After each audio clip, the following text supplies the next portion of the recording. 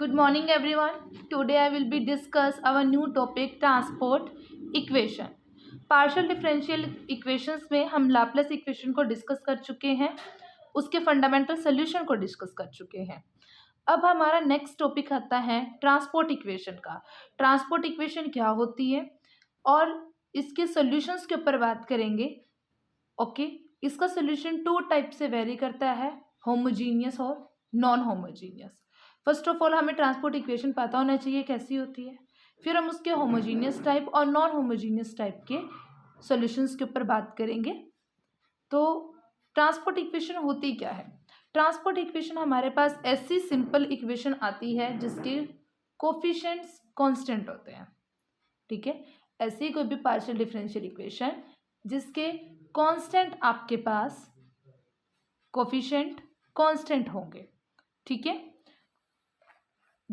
it is simple partial differential equation with constant coefficient given by ut plus du is equal to 0. ये इस type से form होती है हमारे पास ut plus du is equal to ut plus b into du is equal to 0. b हमारे पास, देखो मैंने आपको कहा कि ट्रांसपोर्ट इक्वेशन वो होती है जिसके कोफिशिएंट हमारे पास कांस्टेंट होंगे. तो हम अब इस इक्वेशन की इसमें डिफाइन करेंगे यू टी क्या है, बी क्या है, डी यू क्या है, जीरो क्या है. जीरो तो जीरो ही है. कांस्टेंट कोफिशिएंट, कोफिशिएंट कांस्टेंट होगा तो यहाँ पे कांस्टेंट क्या है स्टूडेंट, बी. तो यहाँ पे बी जो है वो एक कांस्टेंट वैल्यू है. ठीक है, सिंपल, अगर मैं सिंपल वर्ड्स में कहूँ आपको, जैसे मैंने कहा कि पार्शियल डिफरेंशियल इक्वेशन कैसी इक्वेशन है जिसके कोफिशिएंट कांस्टेंट है. तो मेरे पास इक्वेशन क्या है, ut plus D into D U, sorry ut plus B into D U is equal to 0 है. तो यहाँ पे जो कांस्टेंट जो कोफिशिएंट है, जो कांस्टेंट कोफिशिएंट है वो b है.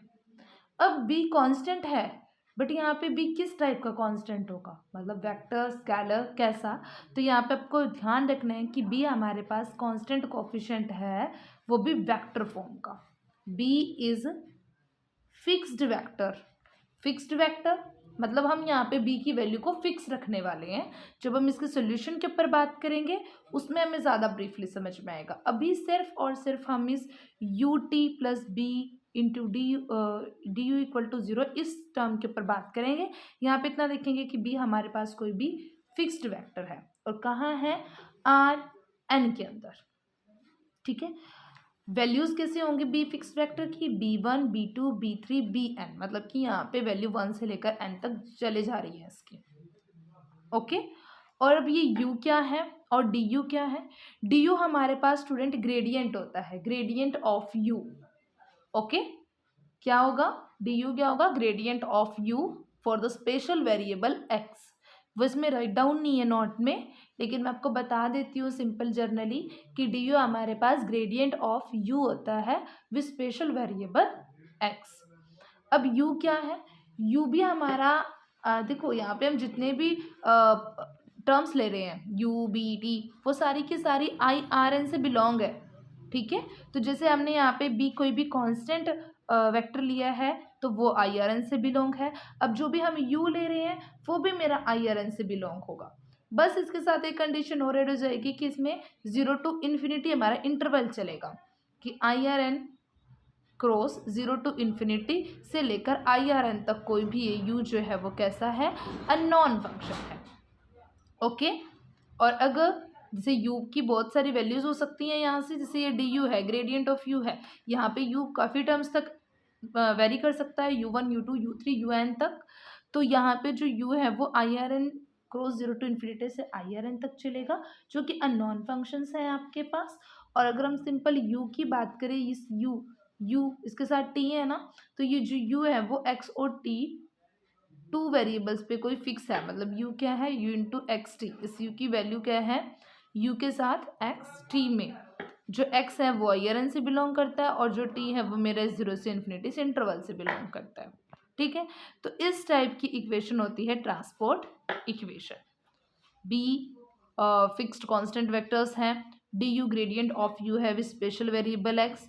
यू टी आपके पास यहाँ पे खाली जो यू है वो तो I are N cross 0 to infinity से आई आर एन तक है और जो यू टी है यू है उसकी value you into x T है। यू आई आर एन से बिलोंग करता है और टी 0 से इन्फिनिटी तक बिलोंग करता है। ठीक है, ये हमारे पास किस टाइप की इक्वेशन है? This is our homogeneous equation.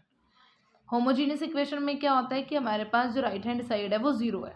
अगर स्टूडेंट राइट हैंड साइड हमारे पास जीरो ना होकर कोई और फंक्शन, कोई और एफ बी जी कुछ भी आ जाता है तो वो हमारी नॉन होमोजीनियस बनती है। तो यहाँ पे हमारा लेफ्ट हैंड साइड पे जीरो है तो इट मीन्स ये होमोजीनियस है। अब इसके सोल्यूशन के ऊपर बात करते हैं। इसका सोल्यूशन निकालना है हमने इस इक्वेशन का। तो सबसे पहले इस इक्वेशन को हम किस फॉर्म में लिख सकते हैं?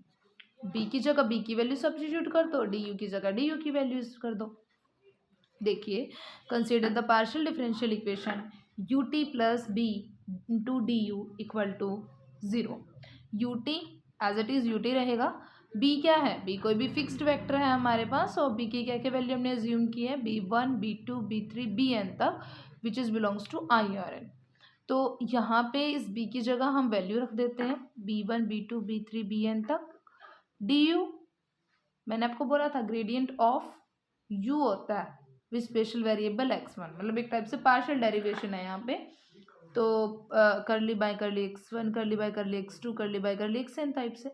तो इसको आप u इंटू, अब ये तो खाली d की वैल्यू होती है ना, करली बाय करली x1 करली बाय करली x2 ऐसे। अब इसके साथ u है तो u इसके साथ मल्टीपल हो जाएगा, इसका सब मल्टीपल बन जाएगा। तो u x1 u x2 u xn ऐसे पूरी वैल्यूज रख देंगे। क्लियर है इतना? सिर्फ हमने यहाँ पे ये ट्रांसपोर्ट इक्वेशन अज्यूम करी है, यूटी की जगह यूटी रखा, बी कोई फिक्स्ड वेक्टर है वो वैल्यूज रखी और डी हमारे पास ग्रेडियंट ऑफ यू है विद वेरिएबल एक्स तो वो वैल्यूज रख दी। अब मल्टीप्लाई करेंगे यू टी एस के साथ कोई भी नंबर मल्टीपल नहीं है तो क्या हम इसके साथ 1 इंटू यू टी रख सकते हैं? कोई इफेक्ट नहीं पड़ेगा तो 1 इंटू यू टी रख दिया plus b1 U X one से मल्टीप्लाई हो जाएगा plus b2 U X two से b3 पी एक्स थ्री से bn xn3 से इक्वल टू 0। अब हमने ये कैसे मल्टीप्लाई कर दिया? b1 यू एक्स वन बीच में प्लस का निशान कैसे आ गया? b1 यू एक्स वन हो जाता, b2 एक्स टू इंटू में भी तो लिख सकते थे, प्लस क्या है? ये हमारे पास कोई एक प्रॉपर्टी होती है कि अगर a b c d हो ऐसे a b और c d और ये कोई भी आर्बिट्रेरी वेक्टर्स हो मतलब कांस्टेंट वेक्टर्स हो, यहाँ पे b भी कांस्टेंट वेक्टर और ये भी हमारे पास वेक्टर्स हैं। तो अगर ऐसे हमारे पास कोई भी आर्बिट्रेरी वेक्टर्स आते हैं a b c d हो तो हम a c plus b d कर देते हैं। तो हमने यहाँ पे वही किया b1 u x1 मतलब a b plus c d किया है। ठीक है, तो इस पे हमें ज़्यादा सोचने की ज़रूरत नहीं है, ये हमारे पास बेसिक से BSc वाली प्रॉपर्टी यूज़ हुई है यहाँ पे। तो यहाँ पे अब देखो इन पूरी टर्म्स में क्या क्या कॉमन है? पूरी टर्म्स में क्या है? देखो बी बी बी बी मतलब हर एक टर्म के पास बी बी है, मतलब बी की अलग अलग वैल्यूज़ हैं 1 2 3 n तक, बाकी नंबर तो सब में बी है ना कॉमन। तो मैं सारों से बी कॉमन ले लेती हूँ बाहर और लिख दूंगी कि जो बी है देखो ये बी मेरा इन सब वैल्यूज़ का है ना 1 से लेकर n तक, तो इन पूरी वैल्यूज़ को मैं खाली बी डी नोट कर सकती हूँ। तो मैंने यहाँ पर जो b1 b2 b3 सब सारे टर्म्स पहले b1 से लेकर bn तक कॉमन ली और उनको जिनका हमने नेम दिया है b वो वाला नेम है इसको यहाँ रख दूँगी। तो पूरी टर्म्स से b आ गया और इंटू 1 भी ले लेती हूँ, यहाँ से 1 है तो अंदर सारी यू वाली टर्म्स बचेंगी, U X one U X two U X three U X N into U T मतलब सारी यू वाले टर्म्स बचेंगी। यहाँ से 1 आ जाएगा और यहाँ से सारे b1 से लेकर n तक b में आ जाएंगे तो b कॉमा 1 आ जाएगा और अंदर सारी यू वाले टर्म्स बचेंगी। यू टी ये लास्ट में लिखा हुआ है, बस कोई इफेक्ट नहीं पड़ता इससे, और U X one U X two U X N ये हमने यहाँ पे रख दिया। ठीक है, इक्वल टू 0।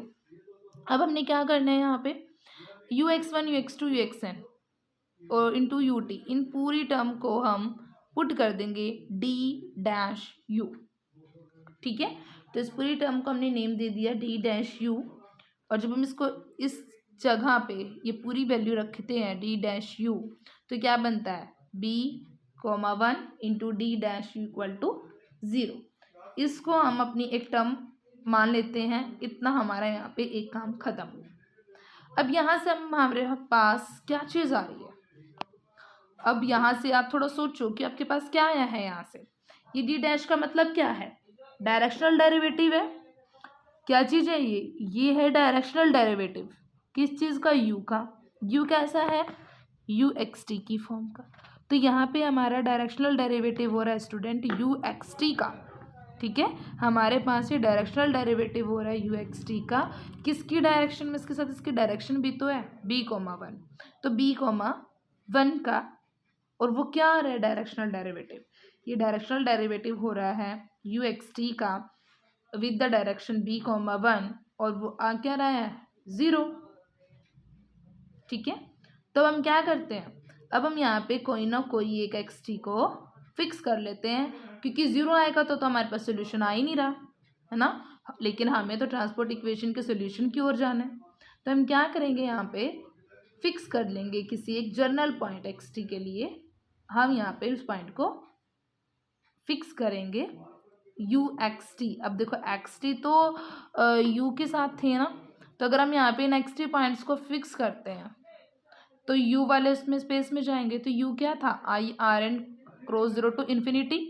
तो अब यहाँ पे हम इसको एक्स टी को फिक्स कर लेते हैं इन I R N 0 to infinity space के लिए, और जब बच्चे हम यहाँ पे इनको फिक्स करेंगे तो हमारे पास एक्स टी है जैसे, तो उनके साथ कुछ ना कुछ टर्म्स ऐड होंगे। कैसी, तो मैं यहाँ पे एक और ले लेती हूँ कोई ना कोई टर्म विच इज़ एस, जो मेरे पास x के साथ भी ऐड होगी और t के साथ भी ऐड होगी। अब t हमारे पास 0 से लेकर इन्फिनिटी तक का कोई भी वेक्टर है, तो अगर मैं t के साथ s ऐड करूँगी तो वो जर्नल t के साथ s हो जाएगा।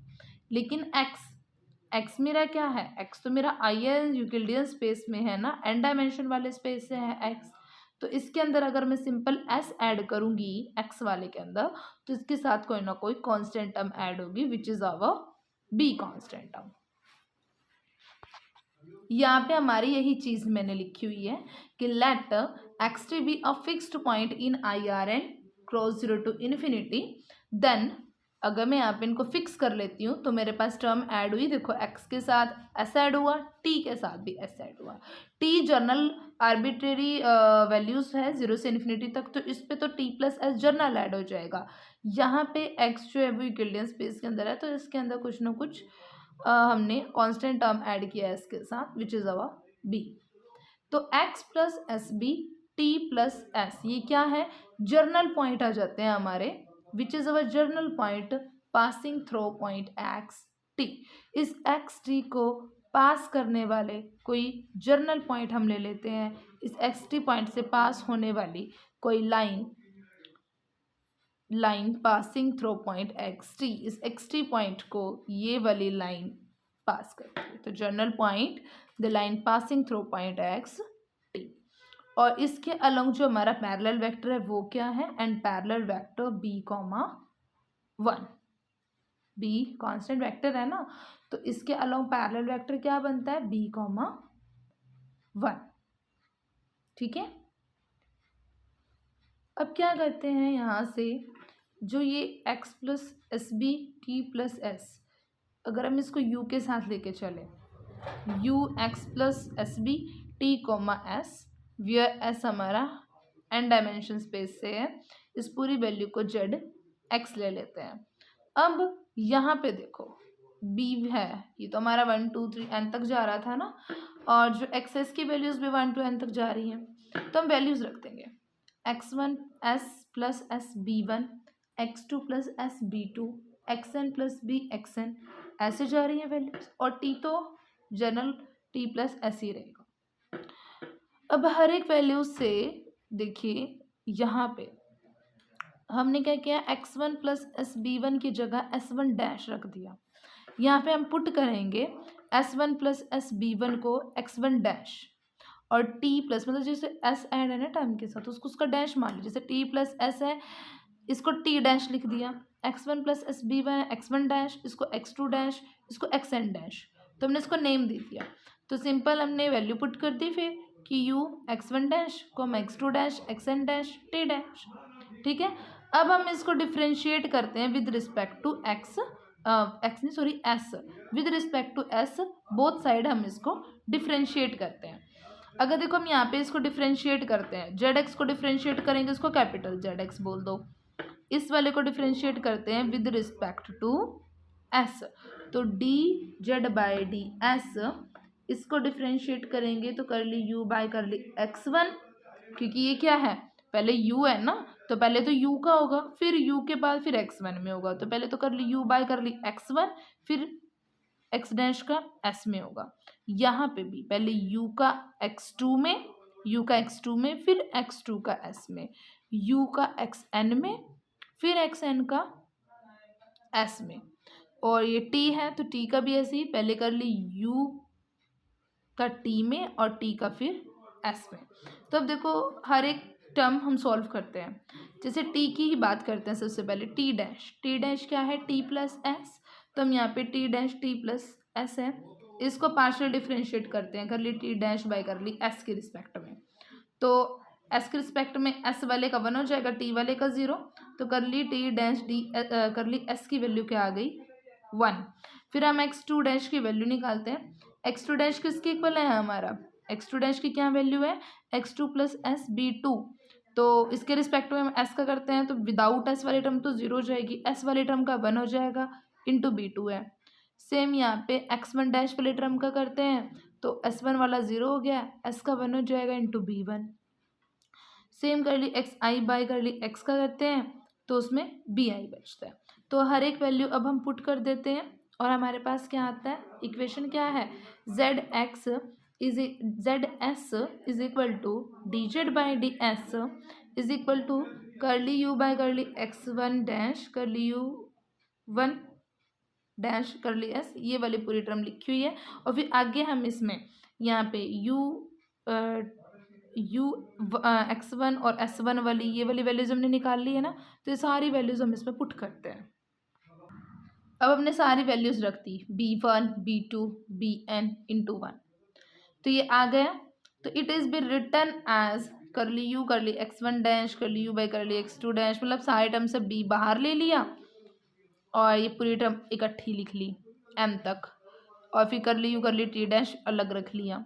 तो ये पूरी टर्म क्या बनती है, d u x plus s b comma t plus s into b plus u t, और साथ में वेरिएबल्स क्या है x plus s b t plus s, और ये सारी टर्म इज इक्वल टू 0 करते हैं। U is a solution of partial differential equation, तो क्या आता है, if we take u is a solution of equation 1 then d z by d s equal to 0 आता है, क्योंकि z तो कांस्टेंट टर्म है, तो अगर हम D z by d S करते हैं वो 0 आएगा। तो it implies for each point x T comma Z is constant along the line passing through point x t, and देखो इट इम्प्लाइज अगर हम कोई पॉइंट एक्स टी लेते हैं t और z is constant along the line passing through point x t and parallel to vector b comma 1। तो ये हमारे पास ट्रांसपोर्ट इक्वेशन जर्नल थी, जर्नल हमने ट्रांसपोर्ट इक्वेशन यहाँ से कैसे हमारी डिराइव हुई है। अब हम इनिशियल वैल्यू प्रॉब्लम्स होमोजीनियस और नॉन होमोजीनियस के लिए देखते हैं कि find the solution of homogeneous linear initial value problem, और फिर नॉन होमोजीनियस के लिए देखते हैं। ठीक है।